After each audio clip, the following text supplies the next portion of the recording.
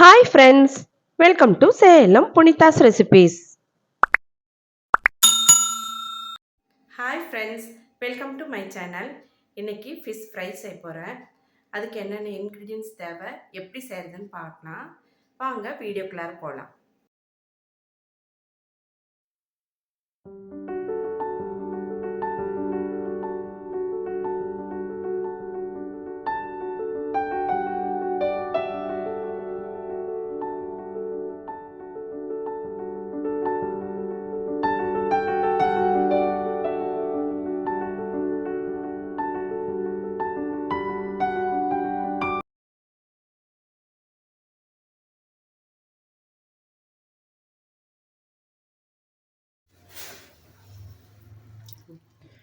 ஃப்ரெஷ்ஷான ரோகு ஃபிஷ் இது,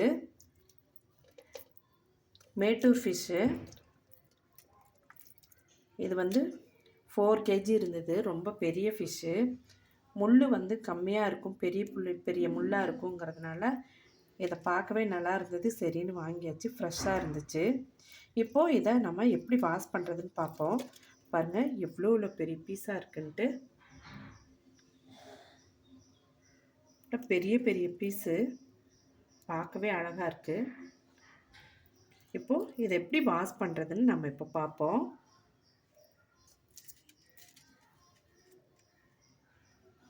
நல்லா வாஷ் பண்ணணும்னா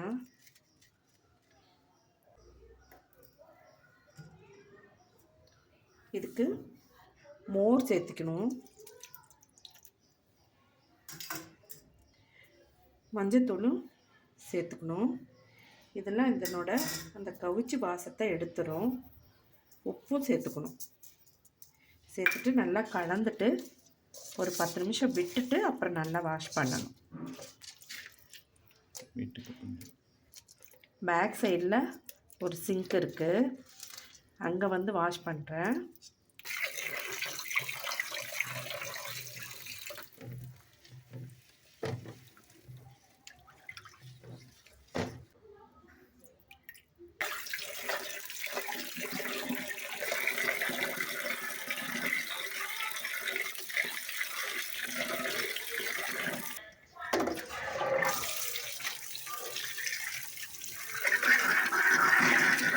பாருங்கள் நல்லா க்ளீன் ஆகிடுச்சு. இன்னொரு தடவை வாஷ் பண்ணிவிட்டு நம்ம எடுத்து வச்சிடலாம். நல்லா வடிகட்டிடணும். தண்ணி இல்லாமல் நம்ம நல்லா வடிகட்டிடணும். பாருங்கள் எப்படி இருந்தது, இப்போ எப்படி க்ளீனாக இருக்குன்ட்டு. நல்லா க்ளீன் ஆகிடுச்சு.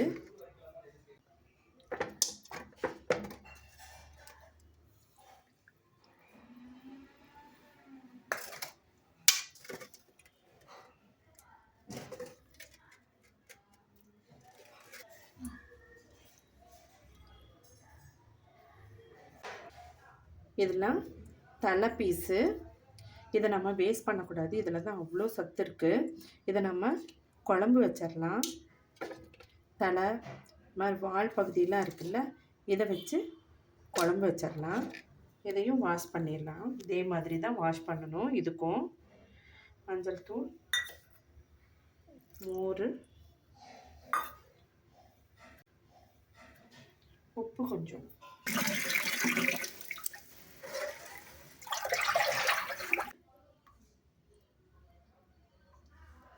நல்லா க்ளீன் ஆகிடுச்சு. இதெல்லாம் ரெடி ஆகிடுச்சு. நம்ம இப்போ குழம்பு எப்படி பண்ணுறது, ஃபிஷ் ஃப்ரைக்கு என்னென்ன போட்டு மசாலா தடவி வைக்கிறது அப்படிங்கிறதெல்லாம் பார்ப்போம்.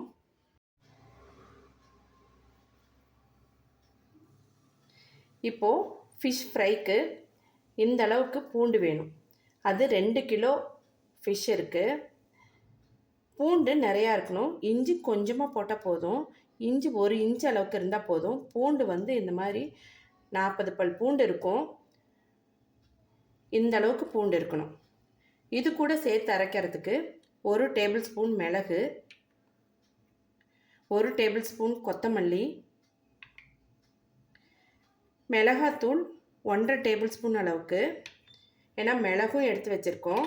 இது வந்து காஷ்மீரி மிளகாத்தூள், நல்ல கலருக்காக இந்த மிளகாய் சேர்த்துறேன். காரம் கம்மியாக தான் இருக்கும். 1 டீஸ்பூன் அளவுக்கு கசூரி மேத்தி, தேவையான அளவுக்கு உப்பு, 2 எலுமிச்சம்பழம். இதை நம்ம ஜூஸ் பிழிஞ்சு எடுத்துகிட்டு இதையும் சேர்த்துட்டு அரைச்சிக்கலாம். இவ்வளோதான் இந்த மசாலா. இப்போ இதை எல்லாத்தையுமே மிக்ஸி ஜாரில் சேர்த்துக்கலாம். கசூரி மெத்தி சேர்த்த வேண்டியதில்லை. மிளகு, கொத்தமல்லி தூள், காஷ்மீரி மிளகாத்தூள், லெமனை பிழிஞ்சு விட்டுக்கலாம்.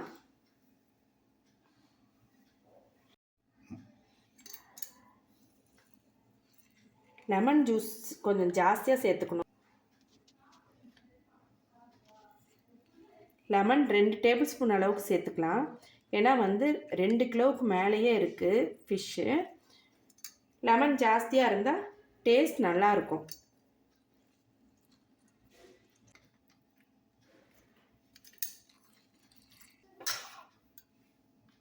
உப்பையும் சேர்த்து அரைச்சிக்கலாம்.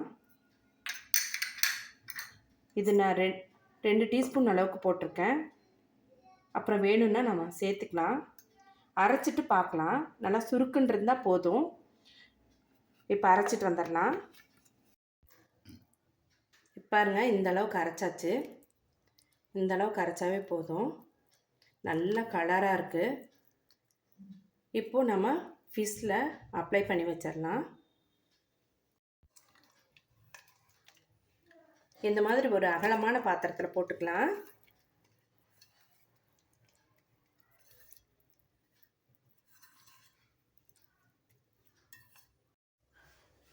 இது கூடவே எடுத்து வச்ச கசூரி மெத்தியும் சேர்த்துக்கலாம். இது கூட நம்ம கார்ன்ஃப்ளவர் கொஞ்சம் சேர்த்துக்கலாம். அப்போ தான் பைண்டிங்க்கு இது மசாலா பிரிஞ்சு வராமல் இருக்கும். 3 டேபிள் ஸ்பூன் போட்டிருக்கேன். இதை எல்லாத்தையுமே நல்லா மிக்ஸ் பண்ணிக்கலாம். உப்பு காரம் பார்த்துட்டேன், கரெக்டாக இருக்குது. நல்லா சுருக்குன்னு இருக்குது. நம்ம ஃபிஷ்ஷில் அப்ளை பண்ணிவிட்டு நம்ம ஃப்ரை பண்ணுறப்ப சரியாயிடும். பாருங்கள், நல்லா தண்ணியெலாம் வடிஞ்சு நல்லா ட்ரையாக இருக்குது. இப்போ இதில் நம்ம அப்ளை பண்ணிக்கலாம். இந்த மாதிரி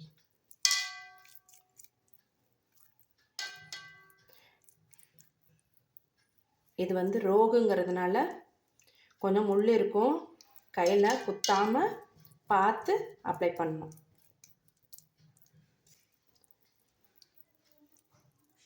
இந்த மாதிரி நல்லா அப்ளை பண்ணிக்கணும். கலர்லாம் எதுவுமே சேர்த்தலை. நான் காஷ்மீரி மிளகாத்தூள் போட்டதுனால நல்லா கலராக இருக்குது. பாருங்கள், எப்படி கலர்ஃபுல்லாக இருக்குது.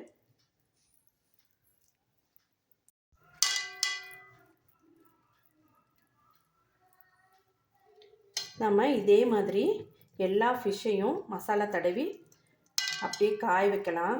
காய வைக்கிறதுனா அப்படியே பிளேட்டில் பரப்பி வச்சிடலாம். நல்லா ஊறட்டும். ஒரு 2 மணி நேரம் நல்லா ஊறுனா நம்ம ஃப்ரை பண்ணுறப்ப டேஸ்ட்டில் நல்லா ஃபிஷ்ஷில் இறங்கி இருக்கும், நல்லாயிருக்கும். இப்போது எல்லா ஃபிஷ்க்கும் நல்ல மசாலா தடவி வச்சாச்சு. பார்க்கவே அழகாக இருக்குது. இது அப்படியே 2 மணி நேரம் ஊறட்டும். இப்போது நம்ம ஃபிஷ் ஃப்ரை பண்ணிடலாம்.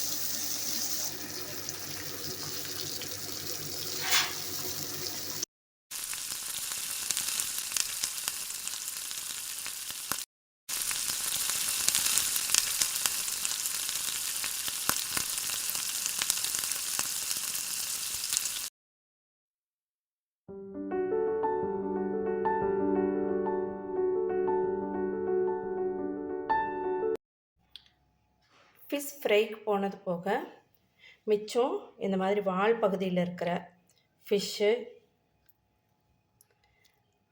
தலை, இது எல்லாமே தலை. பெரிய ஃபிஷ்ஷுங்கிறதுனால தலை ரொம்ப பெருசாக இருந்தது. அதையெல்லாம் இந்த மாதிரி சின்ன சின்னதாக கட் பண்ணி கொடுத்துருக்காங்க. தலையில் கிரேவி வச்சா அவ்வளோ ரொம்ப நல்லது, நமக்கு கண்ணுக்கும் ரொம்ப நல்லது. முதல்ல இந்த அளவுக்கு பூண்டு, ஒரு 30 பல் பூண்டு இருக்கும். சின்ன சின்ன பல் தான் இது. இந்த பூண்டை வந்து நம்ம 1-2 மிக்சியில் அடித்து எடுத்து வச்சுக்கணும். இதுக்கு இஞ்சி தேவையில்லை. மிக்சி ஜாரில் சேர்த்துட்டு 1-2 அடித்து எடுத்துகிட்டு வந்துடலாம். பாருங்கள், இப்படி அரைச்சா போதுங்க. இந்த அளவு அரைச்சிட்டு எடுத்துகிட்டு வந்தாச்சு. இது குழம்புக்கு தாளிக்கிறப்ப இதை போட்டு தாளித்து குழம்பு வைக்கணும். கிரேவிக்கு தகுந்த மாதிரி நம்ம புளி யூஸ் பண்ணிக்கலாம். நிறையா வேணும்னு நிறையா புளி சேர்த்துக்கலாம். அதே மாதிரி கூட்டுத்தூளும் அதுக்கு தகுந்த மாதிரி கொஞ்சம் சேர்த்து போட்டுக்கணும். இப்போ நான் வந்து கம்மியாக தான் பண்ணுறேன், அதனால் இந்த அளவுக்கு போதும். இப்போது தாளிப்புக்கு என்னென்ன வேணும்னு பார்க்கலாம். நல்லெண்ணெய், சின்ன வெங்காயம் 1/2 கப் அளவுக்கு இந்த மாதிரி கட் பண்ணி வச்சுருக்கேன். 1/4 கைப்பிடி அளவுக்கு கறிவேப்பிலை, 1/2 டீஸ்பூன் கடுகுளுத்தம் பருப்பு, 1/4 டீஸ்பூன் வெந்தயம், 1/2 டீஸ்பூன் மஞ்சள் தூள், 2 டேபிள் ஸ்பூன் அளவுக்கு கூட்டுத்தூள். கூட்டுத்தூள் வந்து சேலம் சைட்லெல்லாம் கூட்டுத்தூள் கிடைக்கும். நான் வீடியோவும் போட்டிருக்கேன். அதை நம்ம பண்ணி வச்சுக்கிட்டா எல்லாத்துக்கும் யூஸ் பண்ணிக்கலாம். கூட்டு பண்ணுறதுக்கும் யூஸ் பண்ணிக்கலாம், வத்த குழம்புக்கு யூஸ் பண்ணிக்கலாம், காரக்குழம்புக்கு, வெண்டைக்காய் புளிக்குழம்பு, இது மாதிரி மீன் குழம்பு, இது எல்லாத்துக்குமே யூஸ் பண்ணிக்கலாம். ரொம்ப நல்லாயிருக்கும். மிளகாத்தூள் 1 டீஸ்பூன், தேவையான அளவுக்கு உப்பு. நான் 2 டீஸ்பூன் எடுத்து வச்சுருக்கேன். நாம் வேணுங்கிற அளவுக்கு சேர்த்துக்கலாம். இப்போ கிரேவி ரெடி பண்ணலாம். இந்த மாதிரி பெரிய சைஸ் 2 தக்காளியை அரைச்சி எடுத்துக்கலாம். புளியை கரைச்சாச்சு. பாருங்கள், இந்த அளவுக்கு கெட்டியாக இருக்குது புளி. தக்காளியும் அரைச்சி வச்சாச்சு. புளி கரைசலோட உப்பு 1/2 டீஸ்பூன் போட்டிருக்கேன். மிளகாத்தூள், மஞ்சள் தூள், கூட்டுத்தூள், இதெல்லாம் சேர்த்துட்டு நல்லா மிக்ஸ் பண்ணி வச்சுக்கலாம். இந்த கறி செய்கிறது ரொம்ப ரொம்ப ஈஸிங்க. ரொம்ப சிம்பிளாக சூப்பராக செஞ்சிடலாம். வெந்தயத்தையும் சேர்த்துக்கலாம்.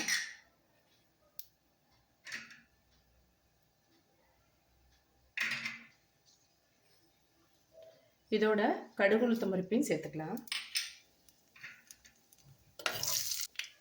கட் பண்ணி வச்சுக்கிற வெங்காயம், கறிவேப்பிலையும் சேர்த்துக்கலாம்.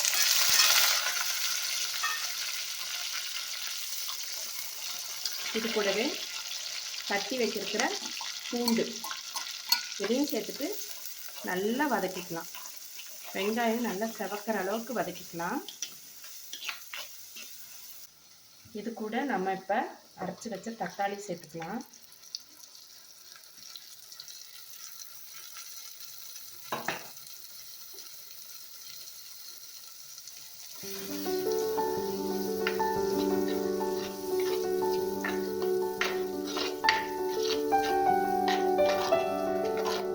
இப்போ நம்ம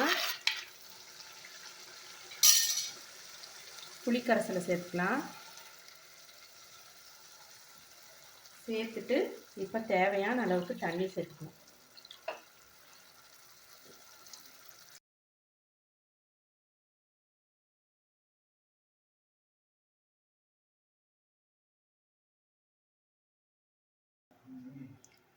இப்போ இது வேகட்டும். நல்லா கொதிச்சதும் நம்ம இதில் கொஞ்சம் தேங்காய் அரைச்சி ஊற்றணும். பாருங்க, இந்த அளவுக்கு ஒரு 1/4 மூடி அளவுக்கு தேங்காய், இதை நல்லா நைஸாக அரைச்சிட்டு இதோடு சேர்த்துக்கணும். பாருங்கள், நைஸாக அரைச்சி எடுத்துகிட்டு வந்தாச்சுங்க. இப்போ நல்லா வெந்துருச்சு. இப்போ இது கூட அரைச்ச தேங்காய் விழுது சேர்த்துக்கலாம். தேவையான அளவுக்கு தண்ணியும் சேர்த்துக்கலாம்.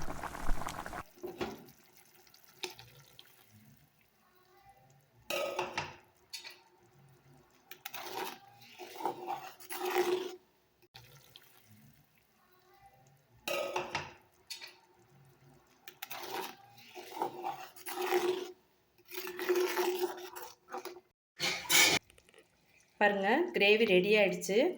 எண்ணெய் பிரிஞ்சு வந்துருச்சு. இந்த ஸ்டேஜில் நாம் ஃபிஷ்ஷை இதோட சேர்த்துக்கலாம்.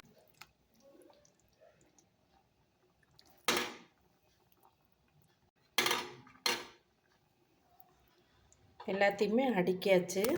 இப்போ நம்ம மூடி போட்டு அப்படியே ஒரு 2 நிமிஷம் மட்டும் விட்டு அடுப்பு ஆஃப் பண்ணிடலாம். அந்த சூட்லேயே அது வெந்துடும்.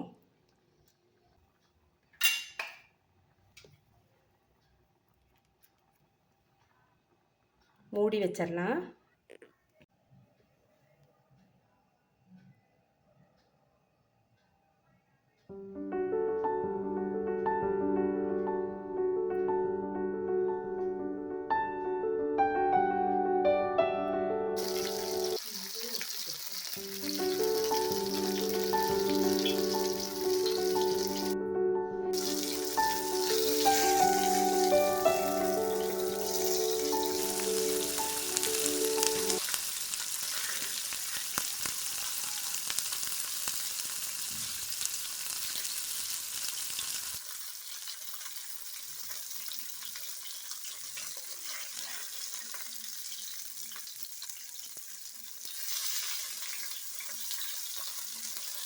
ரெண்டு பக்கமும் திருப்பி போட்டு நல்லா வேக வச்சு எடுத்துக்கலாம். நல்லா ஃப்ரை ஆகட்டும். இப்போ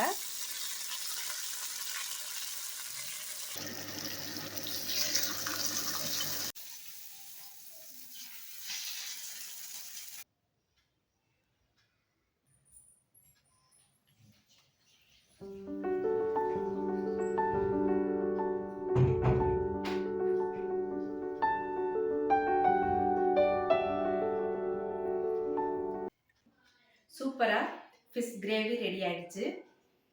ஃபிஷ் ஃப்ரையும் கிறிஸ்பியாக ஸ்பைஸியாக சூப்பராக வந்திருக்கு. இப்போது நம்ம சாப்பிட்டு பார்க்கலாம். வாங்க சாப்பிட்டு பார்க்கலாம்.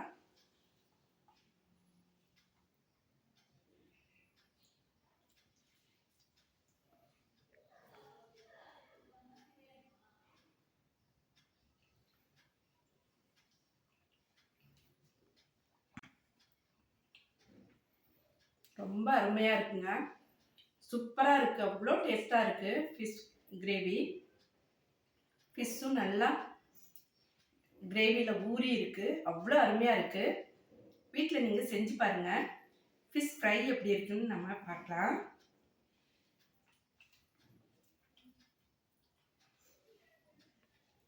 இது ரோகுங்கிறதுனால முள் இருக்கும். ஆனால் பெருசு பெருசாக இருக்கும். குட்டி குட்டியாக இருக்காது. ரொம்ப பெரிய ஃபிஷ்ஷு, அதனால குட்டி குட்டியாக இருக்காது, பெருசாக இருக்கும். அட்டகாசமாக இருக்குங்க.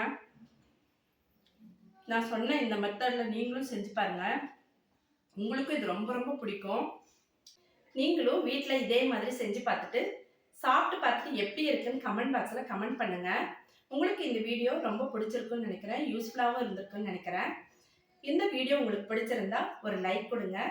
சப்ஸ்கிரைப் பண்ணாதவங்க சப்ஸ்கிரைப் பண்ணுங்கள். இதே மாதிரி ஒரு யூஸ்ஃபுல்லான வீடியோவில் மீட் பண்ணலாம். தேங்க்யூ ஃபார் வாட்சிங்.